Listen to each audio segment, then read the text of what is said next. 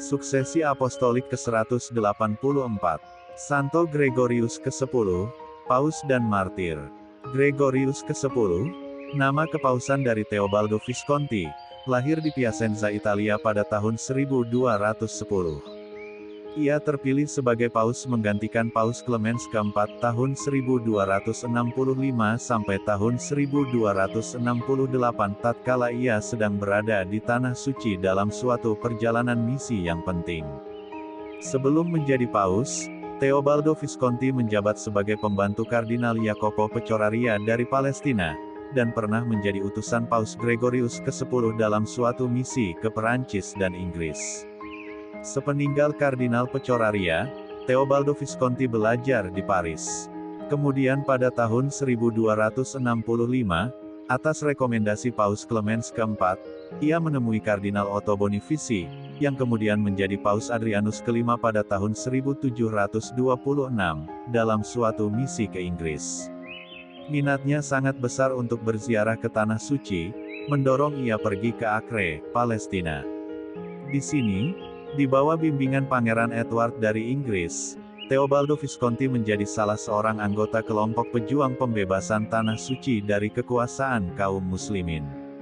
Setelah kematian Paus Clemens keempat pada tahun 1268, tahta suci di Roma mengalami kekosongan pimpinan selama 3 tahun. Hal ini disebabkan oleh perpecahan di dalam tubuh kolegium para kardinal dalam 2 blok, yaitu blok Perancis dan blok Italia, sehingga mereka tidak mampu menyodorkan satu calon yang memenangkan mayoritas suara.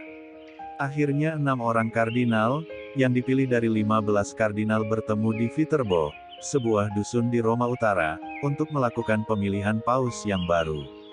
Pilihan mereka jatuh pada Teobaldo Visconti, yang sedang berada di Tanah Suci, pada bulan September tahun 1271. Setelah menerima berita pengangkatannya menjadi paus, Visconti meninggalkan Palestina menuju Viterbo pada bulan Februari tahun 1272.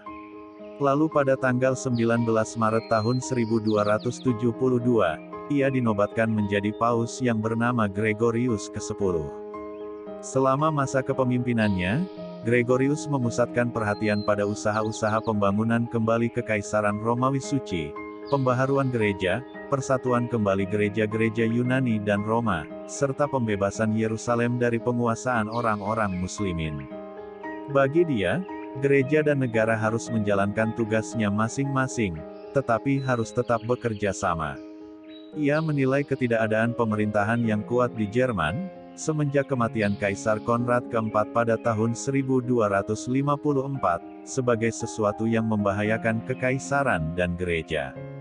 Karena itu, sepeninggal Kaisar Richard Cromwell pada tahun 1272, Gregorius mendesak pangeran-pangeran Jerman untuk segera memilih seorang kaisar yang baru.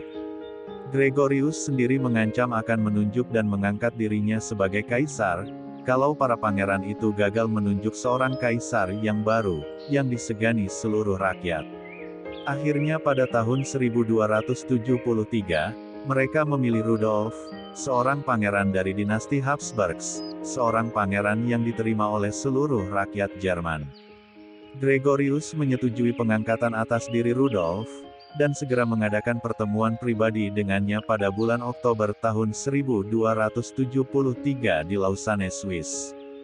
Pada kesempatan pertemuan dengan Paus Gregorius ke-10, Rudolf menyatakan ikrarnya untuk mempersembahkan seluruh dirinya, bagi kemuliaan Tuhan dan kejayaan gereja. Restu Sri Paus itu segera menghasilkan pengakuan universal atas hak Rudolf untuk menduduki tahta Kekaisaran Romawi Suci. Konsili Akbar di Lyons, Perancis yang diadakan oleh Gregorius ke-10 pada tahun 1274, merupakan suatu prestasi besar dalam kepemimpinan Gregorius ke-10. Lebih dari 1.500 prelatus gereja, duta-duta besar dari kerajaan Perancis dan Inggris, dari Bizantium dan dari Khan Tartar, berkumpul dalam konsili itu. Untuk keberhasilan cita-citanya membebaskan Tanah Suci Yerusalem dari penguasaan kaum muslimin, Gregorius ke-10 mengumpulkan dana dari Perancis dan Inggris. 1/10 dari hasil pengumpulan derma itu dikhususkan untuk pembangunan gereja, sedangkan sisa-sisanya untuk membiayai usaha pembebasan kota suci Yerusalem. Germanus, Patriark Konstantinopel yang datang bersama sejumlah besar utusan dari Bizantium menyatakan kesediaannya untuk bersatu kembali dengan Gereja Roma. Hal ini sangat didukung oleh Michael VIII, Kaisar Bizantium di Konstantinopel. Kesediaan ini sekaligus mengungkapkan kerelaan menerima doktrin Gereja Katolik dan pengakuan terhadap kekuasaan Paus di Roma, sebagai pengganti Petrus.